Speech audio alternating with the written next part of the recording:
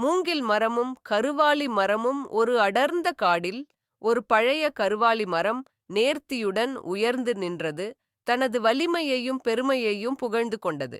அதன் அருகில் ஒரு இளம் மூங்கில் இலை அமைதியாக மண்ணிலிருந்து முளைத்தது.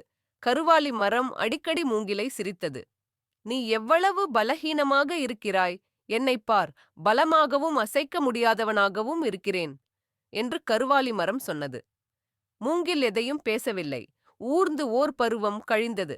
ஒருமுறை ஒரு கடுமையான புயல் காட்டை ஊடுருவி வந்தது.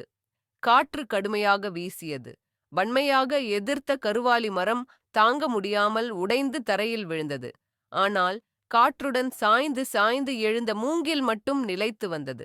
புயல் கடந்த பிறகு மூங்கில் மீண்டும் நேராக நின்றது. கற்றுக்கொள்ள வேண்டியது: வலிமை என்றால் எதிர்த்து நிற்பது மட்டுமல்ல, சில நேரங்களில் நெகிழ்தல் என்பது உண்மையான வலிமை.